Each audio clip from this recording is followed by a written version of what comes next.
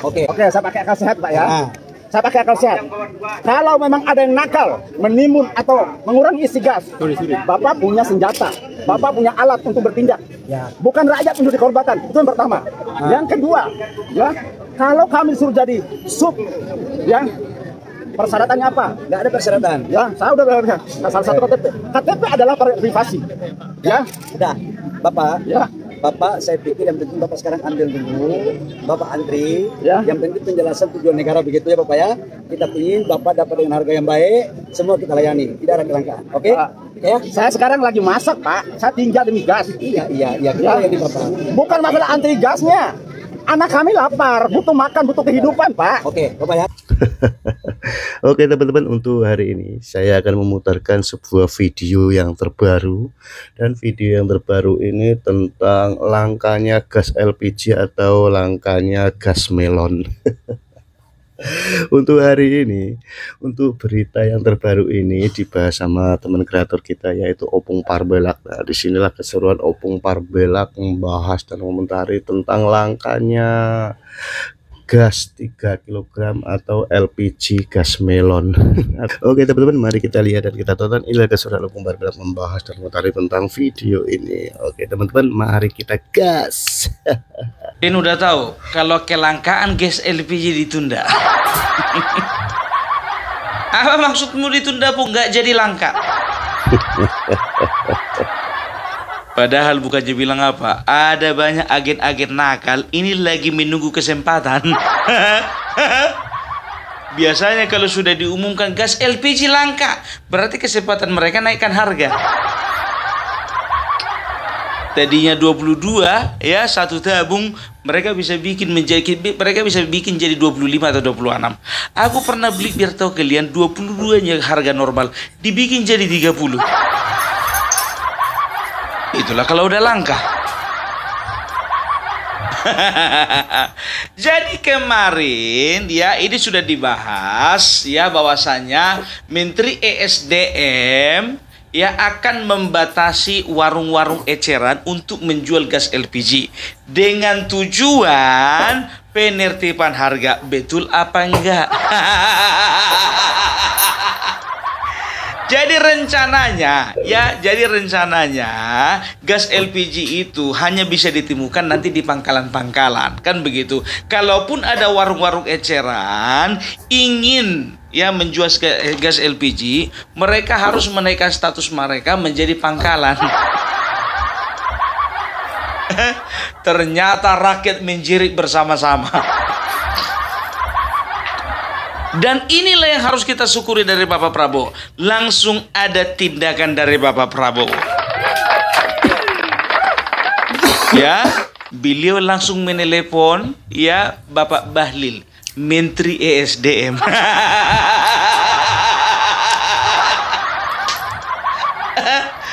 Ya, sebetulnya sudah ada pelarangan terhadap pengecer-pengecer. Karena apa? Mereka harus bisa jualan kalau misalnya mereka itu dijadikan statusnya pangkalan, kan begitu. Ya, ternyata menjeritlah masyarakat. Padahal dia bisa dikatakan kalau menunggu proses pengecer jadi pangkalan lama. Dan prosesnya rumit. Masa kita misalnya mau masak, ya kan, gantunglah contohnya masak nasi ini, atau masak ikan, atau masak yang lain-lain, kan begitu. Pergilah kita ke warung contohnya, Bu, beli dulu guys, tunggulah dulu ya, masih sabar kau nunggu proses kita menjadi pangkalan. Berapa lama lagi, Bu? 3 bulan lagi lah kira-kira. Bu, aku masaknya sekarang, bukan 3 bulan lagi. Kan tidak mungkin, kan begitu. Nah, jadi Bapak Prabowo langsung telepon Bapak Menteri ESDM. Sebetulnya nggak panjang-panjangnya teleponnya itu. Dia cuma bilang begini, Pak Bahlil, biar aja eceran itu jualan lagi. Wah, nggak bisa begitu Bapak. Soalnya kita harus bikin penertiban harga. Enggak Pak Bahlil, menurut saya ini rakyat sudah menjerit. Enggak bisa Pak. Menurut saya Pak, ini harus ditertibkan karena banyak agen-agen nakal. Iya, tapi kan nggak semua agen nakal Pak Bahlil. Iya Pak, gimana pun juga Pak, ini sudah menjadi keputusan saya. Pak Bahlil, izinkan mereka jualan atau kau diresapel. Oh siap komandan, siap. Nggak nunggu lama, diperbolehkanlah pengecer itu jualan.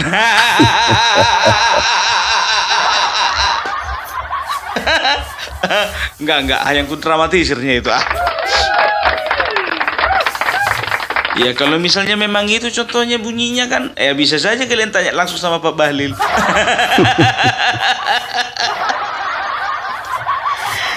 Ya, jadi begini, inilah pemerintahan kita ini, ya bisa dikatakan bukanlah pemerintahan yang sempurna 100%.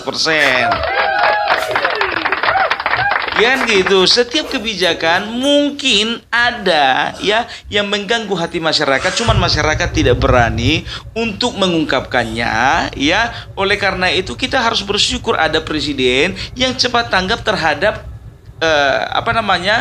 kesusahan masyarakat, kan begitu. Makanya Bapak Presiden telepon itu si Bahlil, ya jadi nggak jadi langka. Gitu loh. Ya ini membuktikan bahwasannya Bapak Presiden Prabowo tidak bisa diatur oleh siapapun. Masih ingat perkara PPN 12%? Masih. Ya walaupun memang diharuskan PPN 12% itu diadakan, dilaksanakan, direalisasikan, ternyata apa? Bapak Prabowo katakan, oke, PPN 12%, tapi hanya untuk barang-barang premium. Nah itu dia, makanya sekarang ya, padahal bukannya bilang apa, Pak Bahlil sendiri mengatakan bahwasanya tidak ada kelangkaan karena kebutuhan 2024-2025 itu cenderung sama ya, yang ada itu hanya penertiban harga ya. Jadi begini Bapak Bahlil yang terhormat, pangkalan-pangkalan agen-agen besar itu pun ya kemarin itu masih menunggu pengumuman dari Bapak. Memang betul nggak langka, tapi mereka tahan untuk keluarkan gas LPG. Mereka pun nggak mau rugi tiba-tiba. Kan begitu. Nah sekarang masalahnya ya, Bapak Bahlil kenapa tidak mensosialisasikan itu dari jauh-jauh hari? Kenapa mendadak? Orang masak itu Pak dadakan. Nah kalau bicara peraturan nggak bisa dong dadakan. Begitu ya, tapi itulah dia ya, kita sebagai masyarakat ya harus bisa kita koreksi pemerintah. Apalagi pemerintah kita ya punya menteri-menteri yang nggak sama isi kepalanya. Ya kan begitu, kayak Menteri HAM, Menteri Pertanian, Menteri Desa, ya Bapak Marwarar Sirait, ya kemarin Menteri KKP, sekarang Bapak Bahlil Menteri SDM. Mungkin nggak semua rakyat itu penilaiannya sama Pak. Tapi Bapak Bahlil ini harus hati-hati karena apa? Ekspektasi rakyat Indonesia, kalian itu para menteri harus bisa menyamai ya kinerja dari Bapak Prabowo. Gitu loh ya. Ya, aku nggak tahu, entah dia sudah berkoordinasi dengan Bapak Prabowo sebelumnya atau mungkin mereka hanya koordinasi di apa saja, di tingkat kementerian saja, nggak tahu juga ya kan. Makanya Bapak Prabowo begitu mendengar langsung jeritan daripada rakyat, Bapak Prabowo melihat ini bakalan ada kelangkaan gas ini, makanya beliau mengatakan kepada Bahlil, izinkan mereka jualan. Kalau diharapkan pengecer-pengecer itu untuk membuat jadi pangkalan, nggak bisa dengan waktu cepat. Yang pertama begini loh ya, kalau untuk menjadi pangkalan yang pertama itu harus ada syarat-syarat administrasi seperti ya ada fotokopi KTP, ada NPWP, ada surat akte pendirian perusahaan, ya ada juga surat keterangan pemilikan lahan, ada juga surat kontrak bersama dengan Pertamina jika ada ya, setelah itu dan lain sebagainya. Nggak gampang Pak, untuk satu item itu saja mungkin membutuhkan waktu beberapa lama kan begitu, dan izinnya apa bisa langsung keluar kan enggak. Itu makanya nah sekarang Pak Bahlil mengatakan bahwasannya semua pengecer-pengecer itu kita jadikan sebagai sub pangkalan. Sekarang begini Pak, mau Bapak bikin namanya sub pangkalan, mau tetap pengecer, tetap aja Pak. Kan begitu ya. Jadi kalau aturan-aturan itu, kalau Bapak mau ingin memperketat aturan ya, seperti ya yang berhak menggunakan gas melon 3 kg itu, yang pertama itu kan rumah tangga, yang kedua adalah usaha mikro ya, seperti jual gorengan ya kan, jual nasi goreng di pinggir jalan ya. Setelah itu ada itu kalau tidak salah pokoknya ada beberapa kriteria ya, ada beberapa kriteria yang bisa menggunakan gas melon ini. Jadi istilahnya yang berhak menggunakan gas bersubsidi ini hanyalah masyarakat tertentu ya. Kalau restoran nggak boleh lah. Apalagi restoran Jepang. Jadi sebetulnya harus disidak itu bukan UMKM rumah tangga atau usaha-usaha kecil lainnya, tapi seperti restoran Jepang. Perhatikan itu, kalau masih maki usaha yang 3 kg, itu langsung langsung tertibkan Pak. Aku berapa kali melihat beberapa restoran pajaknya ada ya, makannya itu pakai berpajak biar tahu kalian, tapi yang dipakai gas melon. Aku nggak perlu sebutkan nama restorannya. Restoran bukan usaha pinggir jalan, bukan ya. Jadi harusnya harusnya disidak ini. Jadi kalau orang-orang kayak gini kan harusnya pakai gas-gas yang biru, tabung gas besar itu kan. Tapi kalau masyarakat kecil walaupun badannya gemuk ya, itu berhak seperti Opung Parbelak, berhak menggunakan gas melon. Gitu loh ya. Jadi kalau ini sih bisa dikatakan adalah usaha pemerintah sih untuk menertibkan. Cuman kayaknya Pak waktunya kurang tepat karena memang sosialisasinya belum ada ke masyarakat. Itu dia. Sekarang begini, jujur aja aku bilang ya, coba dulu pemerintah mulai sekarang ya, coba pikirkan ya, tolong beri tugas kepada Badan Riset Teknologi ya yang ada di negara ini, tolong berikan tugas kepada mereka, coba cari alternatif lain ya, energi yang bisa dipakai untuk sebagai pengganti bahan kompor ya, bahan bakar kompor ya, bukan lagi minyak tanah dan juga bukan gas. Coba yang lain ya. Kalau listrik katakanlah mungkin tidak semua mampu untuk menggunakan kompor listrik karena mahal. Gitu ya Pak Bahlil lo lagi disorot lo Pak. Jangan gara-gara ini disorot, kenapa? Nggak penting-penting amat sih Pak. Waktu itu Bapak disorot soalnya begini, Bapak masuk ke dalam mobil, di situ ada Bapak Erlangga Hartarto, Bapak mengeluarkan kata-kata yang kayaknya menarik gitu loh. Kalian cari sendiri di TikTok. Betul, Pak Erlangga Hartarto kan badannya besar itu. Badannya besar, itu nggak berani sama Pak Bahlil yang badannya kecil. Soalnya udah dia ketumnya. Iya, itu dia makanya. Jadi kita bangga ya punya Bapak Prabowo sebagai presiden yang betul-betul sigap di dalam menjawab kebutuhan masyarakat.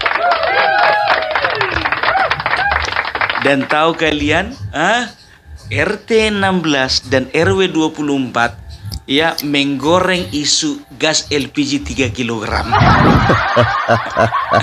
Oke gas, gas makin langka. Oke gas. Kalah apa? Coba dulu kalian perhatikan dulu mana isu-isu yang memang betul-betul mengkritik dan membangun ya. Itu yang kalian sampaikan. Jangan mengkritik tapi tidak membangun. Nampak kali bodohnya. Ya, kemarin itu pun juga dari RT 16 ini ketahuan, entah pilkada, entah pemilu, entah pilpres, mereka gunakan gas LPG 3 kg untuk sebagai alat kampanye. Ya, banyak beredar di TikTok itu. Partai Merah mereka gunakan gas LPG, coba banyak pula tabungnya itu. Makanya ada beberapa yang bikin konten, pantasan aja gas LPG sudah langka. Rupanya mereka timbun dari kemarin-kemarin.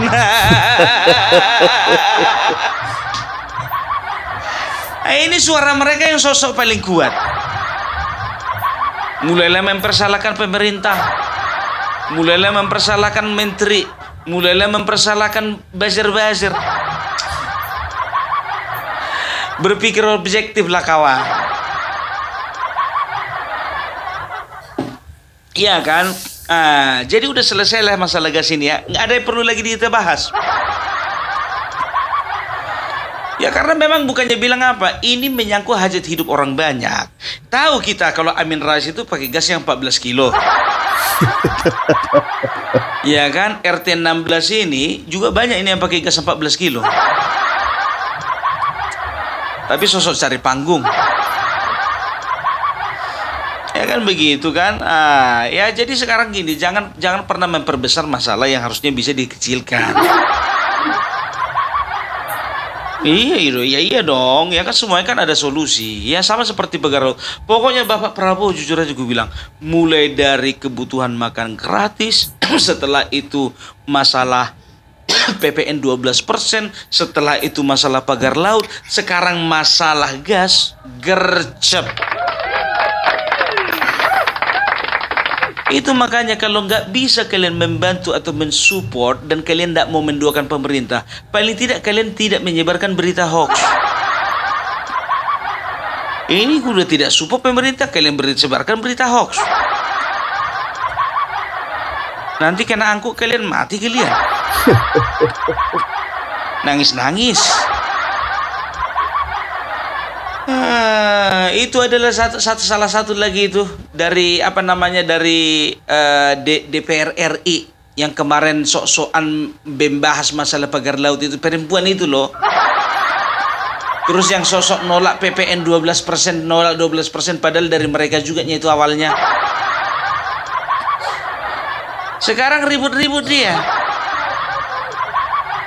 Ya entah apa aja komentarnya tentang kelangkaan gas 3% ini. Ya. Gas 3 kilogram. Iya, nggak perlu kusebutkan namanya ya. Kuspil aja inisialnya. Rieke Diah Pitaloka. Sama aja. Itu apa ya? Rieke Diah Pitaloka.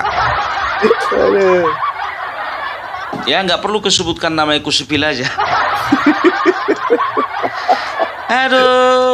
Aduh ya itulah dia ya. Jadi kita doakan saja dinas terkait dan juga direktorat ya untuk untuk migas, minyak dan gas ya. Boleh bekerja dengan lebih baik lagi ke depannya, dan juga tolong dipantau ya. Ini aku jujur aja ku bilang memang betul ya, gas itu kadang-kadang tidak tepat sasaran ya. Masih banyak rumah makan besar dan juga restoran-restoran itu masih make gas LPG 3 kg. Harusnya nggak boleh itu. Sama kayak contohnya mobil ya. Aku jujur aja sampai sekarang ya, mulai dari sudah ada 3 bulan ini. 3 bulan ini aku nggak mau pakai Pertalite lagi. Aku mau pakai Pertamax. Karena apa? Pertalite itu ya dibutuhkan oleh itu untuk subsidi ya, subsidi untuk masyarakat ya yang membutuhkan, kan begitu ya. Kalau mau pakai silakan, aku tidak salahkan. Tapi kalau aku sudah mengambil sikap aku pakai Pertamax. Nah, yang lucunya masih ada mobil-mobil mewah pakai Pertalite. Masih, biar tahu kalian nggak malu orang ini. Aku jujur aja, mobilku mobil lama, mobil murah. Ya tapi aku nggak mau pakai Pertalite, aku mau pakai Pertamax. Karena apa? Aku tahu subsidi itu ada yang lebih membutuhkan. Alah sok kali kau pun bilang aja kau kemarin terkendala masalah mengurus itu barcode itu. Iya itu juga sih.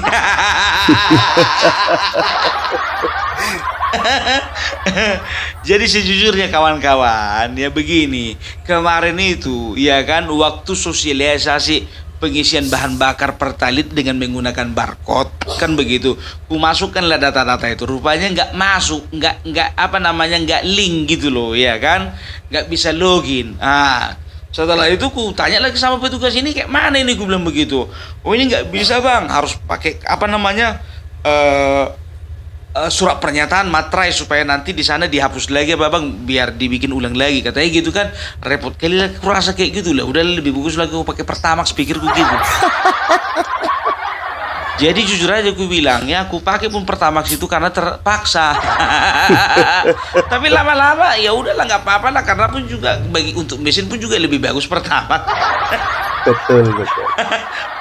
Aduh, opung parbelak pencitraan. Enggak ya, itu juga cuma intermezzo aja. Jadi istilahnya kalau kita mau pakai Pertalite juga nggak masalah. Tapi lihat dong kira-kira, masa Alphard pakai Pertalite? Alphard, biar tahu kalian, Alphard. Alphard lama memang, tapi masa pakai Pertalite? Nggak perlu ku sepil, pasti kalian pernah jumpa kayak gitu kasusnya. Ya, setelah itu apa namanya? Bukan Innova, apa sih? Kayak itulah kira-kira Kijang Innova gitulah ya kan. Kijang Innova pakai Pertalite. Aduh, beli mobil sanggup, beli minyak nggak sanggup. Ya jadi itu aja mengenai migas, sudah kemana-mana kita lari. Ya jadi itu aja dari opung Parbelak. Salam Parbelak, salam NKRI harga mati. Salam. Oke, terima kasih teman-teman yang sudah menonton videonya. Itulah keseruan opung Parbelak membahas komentari tentang gas melon atau LPG 3 kg. Dan gimana menurut pendapat teman-teman? Apabila teman-teman ada pendapat atau ada saran, silahkan komen di kolom komentar. Selamat beraktivitas, sampai jumpa di video selanjutnya. Sampai jumpa.